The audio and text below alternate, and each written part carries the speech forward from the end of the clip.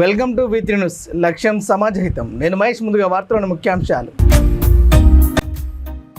దేశానికి ఆదర్శ రాష్ట్రంగా తెలంగాణలో పాలన సాగుతుంది. సీఎం రేవంత్ రెడ్డిని కొనియాడిన కాంగ్రెస్ నేత మహేందర్ రెడ్డి.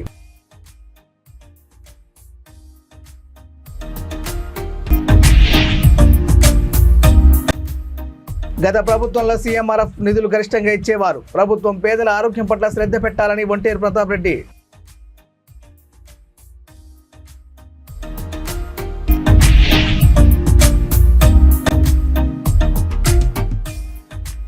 ఓటు బ్యాంకు రాజకీయాలకు కాంగ్రెస్ పార్టీ కేరాఫ్ గా మారింది. స్థానిక ఎన్నికల్లో గెలిచేందుకు బీసీ రాగం ఎత్తుకుందన్న కోరుకంటి చెందారు.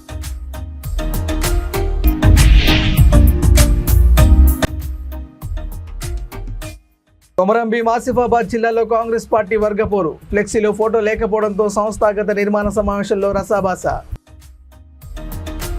ఇక డీటెయిల్ చూస్తే దేశానికి ఆదర్శంగా ఒక రాష్ట్రం ముందుంది అంటే అది తెలంగాణ రాష్ట్రమని సిరిసిల్ల నియోజకవర్గం కాంగ్రెస్ పార్టీ ఇన్ఛార్జ్ కేకే మహేందర్ రెడ్డి అన్నారు. సామాజిక సాధికారత వైపు అడుగులు వేస్తూ ఇచ్చిన మాటకు నిలబడి మాట తప్పకుండా సీఎం రేవంత్ రెడ్డి ముందుకు సాగుతున్నారని తెలిపారు. బీసీ రిజర్వేషన్లపై మంత్రివర్గంలో తీర్మానం చేసి గవర్నర్ ద్వారా ఆర్డినెన్స్ ఇచ్చి స్థానిక సంస్థల ఎన్నికల్లో బీసీలకు 42% రిజర్వేషన్లు అమలుపరిచే దిశగా రాష్ట్ర ప్రభుత్వం అడుగులు వేస్తుందని మహేందర్ రెడ్డి తెలిపారు. ఈరోజు దేశంలో ఎక్కడ లేని విధంగా దేశానికి ఆదర్శంగా ఒక రాష్ట్రం ముందుందంటే అది తెలంగాణ రాష్ట్రం. సామాజిక సాధికారత వైపు అడుగులు వేస్తూ ఇచ్చిన మాటకు నిలబడి మాట తప్పకుండా మడమ తిప్పకుండా ఏదైతే తల్లి సోనియా గాంధీ గారు ఆదేశించారో, రాహుల్ గాంధీ గారు చెప్పారో, ఖర్గే గారు అనుమతించారో వాటన్నింటితో కూడి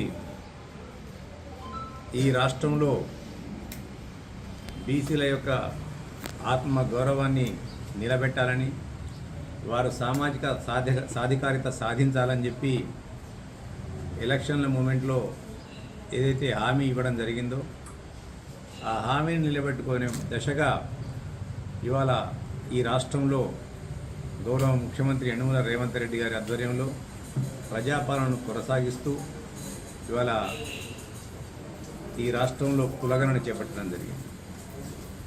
కులగణన చేపట్టడమే కాకుండా చిత్తశుద్ధితోని ఇచ్చిన మాట ప్రకారం చిత్తశుద్ధితోని దాన్ని మళ్ళీ కులగణన చేపట్టిన తర్వాత పార్లమెంటు యొక్క ఆమోదం పొందాలని చెప్పి పార్లమెంట్లో దానికి చట్టం చేయాలని చెప్పి ఇవాళ అసెంబ్లీలో తీర్మానం చేసి పార్లమెంటుకు కూడా పంపించడం జరిగింది.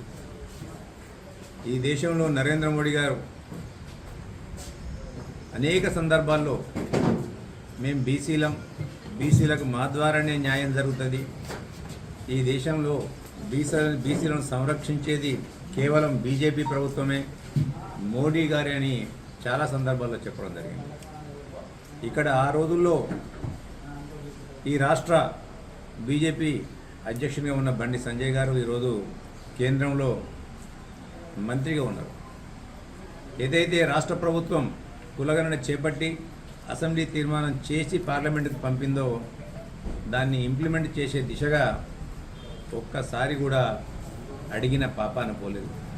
ఈ రాష్ట్రం నుంచి అనేక మంది బీసీలు జంతర్ మంతర్కి వెళ్ళి అక్కడ ధర్నా చేసి అడిగినప్పుడు వాళ్ళకు సంఘీభావంగా రావడానికి వీళ్ళందరూ కూడా ముఖం చాటేశారు. ఇవాళ ప్రభుత్వం గజ్వేల్లోని ఎమ్మెల్యే క్యాంప్ కార్యాలయంలో మాజీ సీఎం కేసీఆర్ సహకారంతో మంజూరైన 48 మంది లబ్ధిదారులకు సీఎం రిలీఫ్ ఫండ్ చెక్లను నియోజకవర్గ BRS party in charge Onteru Pratap Reddy అందజేశారు. గతంలోని కేసీఆర్ ప్రభుత్వ హయాంలో సీఎంఆర్ఎఫ్ చెక్లను గరిష్ట మొత్తంలో మంజూరు చేయడం జరిగిందని, కానీ ప్రస్తుత కాంగ్రెస్ ప్రభుత్వం సీఎంఆర్ఎఫ్ చెక్కులతో తక్కువగా డబ్బులను మంజూరు చేయడం దారుణంగా ఉందన్నారు.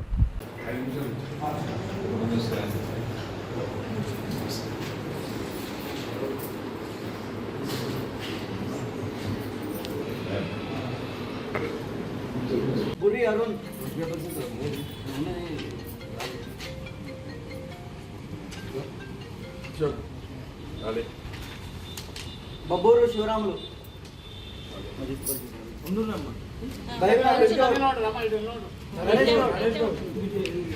అంత అయిపోయినాక అవన్నీ పట్టుకోలేదు.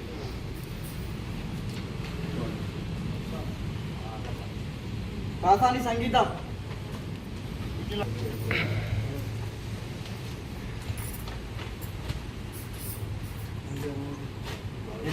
కాసాని సంగీత కొమరంభీం ఆసిఫాబాద్ జిల్లా కేంద్రంలో ఏర్పాటు చేసిన కాంగ్రెస్ పార్టీ సంస్థాగత నిర్మాణ సమావేశంలో ఏర్పాటు చేసిన ఫ్లెక్సీలో కాంగ్రెస్ పార్టీ నియోజకవర్గ ఇన్ఛార్జ్ శ్యామ్ నాయక్ ఫోటో లేకపోవడంతో రెండు వర్గాల మధ్య ఫ్లెక్సీలో తలెత్తింది. దీంతో ఆసిఫాబాద్ నియోజకవర్గంలో రెండు వర్గాల పోరుతో కాంగ్రెస్ శ్రేణులు అయోమయానికి గురవుతున్నారు.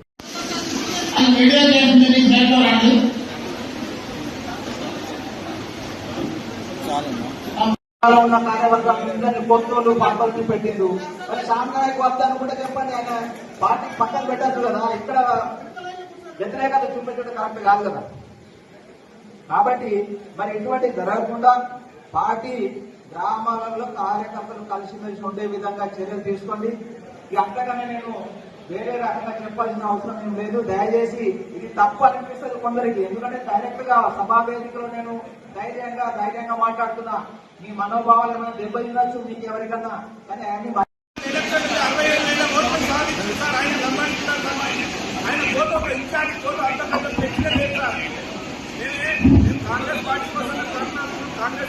మరి ఈరోజు రంగారెడ్డి జిల్లా శంషాబాద్ మున్సిపల్ కేంద్రంలోని అంబేద్కర్ చౌరస్తా వద్ద మండల కాంగ్రెస్ పార్టీ అధ్యక్షుడు గడ్డం శేఖర్ యాదవ్ అధ్యక్షతన కాంగ్రెస్ పార్టీ నాయకులు సీఎం రేవంత్ రెడ్డి చిత్రపటానికి క్షీరాభిషేకం చేశారు.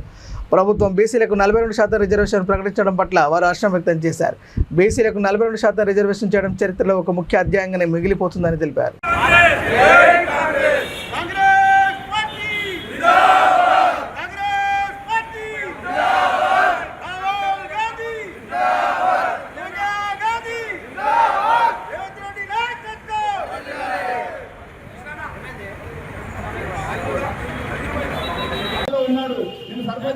ఎంపీటీసాను గవర్నమెంట్ పరంగా రిజర్వేషన్ ఉంటుంది. రిజర్వేషన్ గవర్నమెంట్ చాలా కష్టంతో పని రిజర్వేషన్ వచ్చేదానికి చాలా ఈజీ అవుతుంది. మరి వాళ్ళ 5 సంవత్సరాల నుంచి టీఆర్ఎస్ గవర్నమెంట్ మీద పోరాటం చేస్తున్నారు. వాళ్ళందరికీ అవకాశం వస్తాయని మనం ఎదుర్కొన్నాను. మీరంతా చెందొచ్చు, అందరికీ మీరు అడుగుతున్న అందరికీ కలిగితే బాధ్యత మాని మీకు కంపల్సరీ మాట్లాడుతూ జిల్లా మంత్రితో మాట్లాడుతూ ఇద్దరితో మాట్లాడుతూ అందరితో మాట్లాడుతూ ఎవరు నిరాశపడతారు. ఈ అవకాశం కొన్ని రోజులు కూడా స్థానిక నోటిఫికేషన్ రాబోతుంది.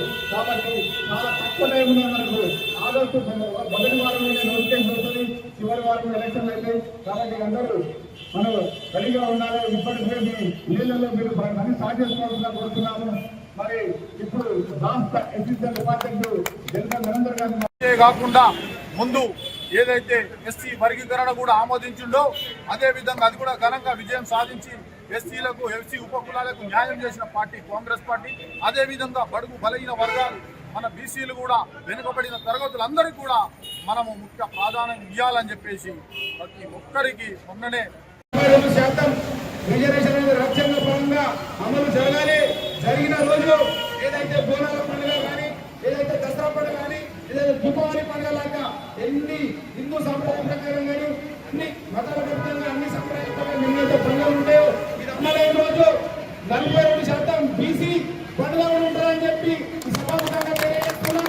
బీసీలందరూ ఐక్యమత్యంగా 42% అమలు చేసినందుకు రేవంత్ రెడ్డి గారికి ఒక పండుగ వాతావరణంగా సంవత్సరానికి ఒక పండుగ విధంగా చేస్తామని చెప్పి సభాముఖంగా తెలియజేస్తున్నా. ఇప్పటి వరకు కూడా ఎస్సీ వర్గాల ఏ ప్రభుత్వం చేయలే.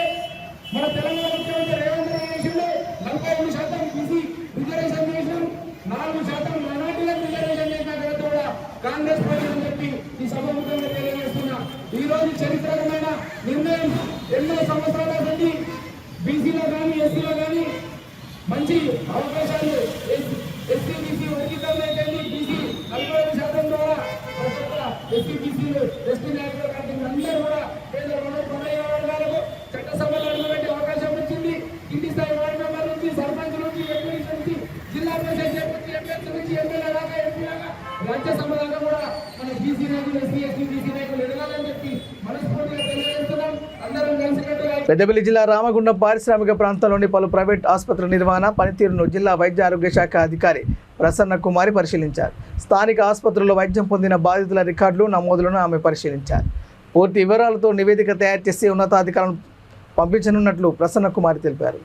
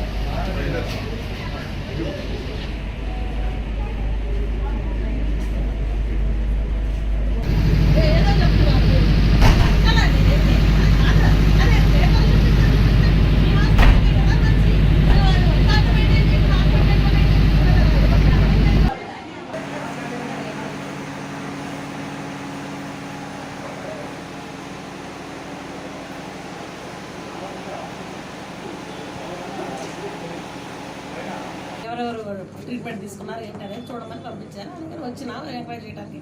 ఈడేమో మరి ఆ టైంలో ఎవరికి చేయమన్నారో అప్పుడున్న మేనేజ్మెంట్ ఎవరు లేరు, మాకేమో మా దగ్గరికి మాకేం ఇన్ఫర్మేషన్ లేకుండా మేనేజ్మెంట్ మారిపోయిందంట. మరి వీళ్ళు ఎవరు వేరే వాళ్ళు ఉన్నారు, వాళ్ళని చూపించమంటే లేవు అంటున్నారు. ఆ రికార్డ్స్ ఏమి అంతే ఏం లేదు కాబట్టి వాళ్ళు లేరు, చూపించలేకపోయారు, వెళ్ళిపోతున్నారు. ఆ మేనేజ్మెంట్ అదే ఇక్కడ పేషెంట్లు చాలా మంది ఏదో ఒకటి కంప్లైంట్స్ అయ్యి రాసుకుంటుంటారు. అసలు అది నిజంగా ట్రీట్మెంట్ తీసుకున్నారా ఇక్కడ లేదా అన్నట్టుగా మనకు తెలియడం కోసం పేరు. కానీ గంటసేపు అయినా ఏం లేదు, అక్కడ డాక్టర్ లేరు, రాలేదు, అవి ఎంక్వైరీకి సహకరించలేదు అంతే. ఇక్కడికి వస్తేనే ఇక్కడ అంతకుముందు ఎవరు ఏ టైంలో అంటే 24-23 చేయాలి మేము. అప్పుడు చేయాలంటే అప్పుడున్న విషయాలు ఇక్కడేమో రికార్డ్స్ అవైలబుల్ లేవు. ఇప్పుడు వేరే చేంజ్ అయ్యాము, డైరెక్టర్ అదే మేనేజ్మెంట్ మారారు అని అంటున్నారు. అది మారిన సంగతి మాకు ఇన్ఫర్మేషన్ ఇవ్వలేదు. అది పరిస్థితి అబ్జర్వేషన్. వాళ్ళు రికార్డ్స్ ఏం ప్రొడ్యూస్ చేయలేకపోతున్నారు. పాత అంటే 24 కూడా 2023-24 మాత్రమే అంటే తర్వాత నుండి చూస్తుంటే ఆ రెండు కావాలి నాకు ఇంపార్టెంట్. అది లేదు, వీళ్ళు ప్రొడ్యూస్ చేయలేకపోతున్నారు. ఆ పాత వాళ్ళ దగ్గరే ఉన్నాయి అని అంటున్నారు అంతే.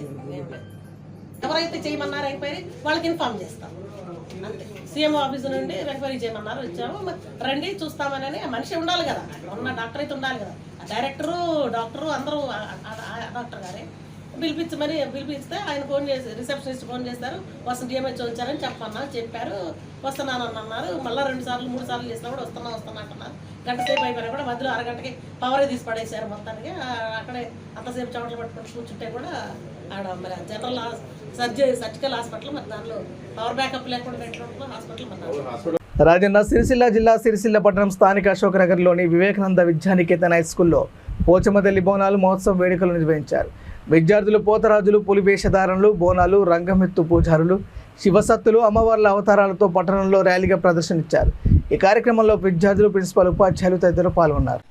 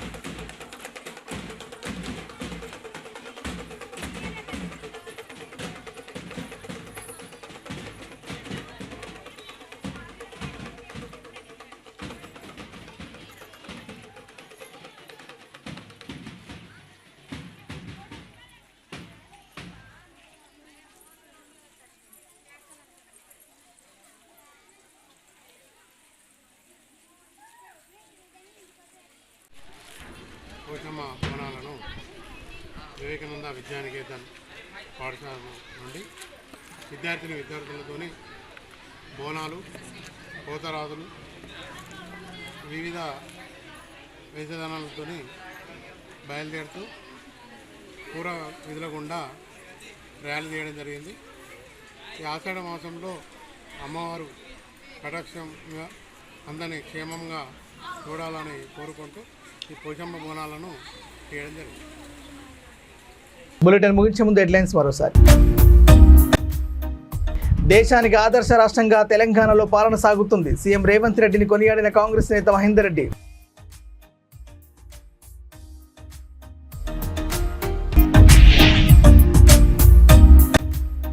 గత ప్రభుత్వంలో సీఎంఆర్ఎఫ్ నిధులు గరిష్టంగా ఇచ్చేవారు. ప్రభుత్వం పేదల ఆరోగ్యం పట్ల శ్రద్ధ పెట్టాలని ఒంటేరు ప్రతాప్ రెడ్డి.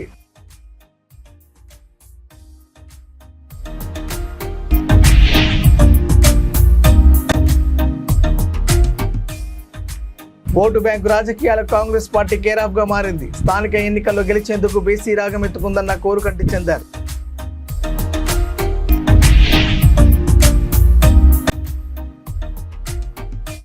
కొమరం భీం ఆసిఫాబాద్ జిల్లాలో కాంగ్రెస్ పార్టీ వర్గపోరు. ఫ్లెక్సీలో ఫోటో లేకపోవడంతో సంస్థాగత నిర్మాణ సమావేశంలో రసాభాస. ఇవి బులెటిన్ అప్డేట్స్. చూస్తూనే ఉండండి V3 న్యూస్. లక్ష్యం సమాజత. నమస్కారం.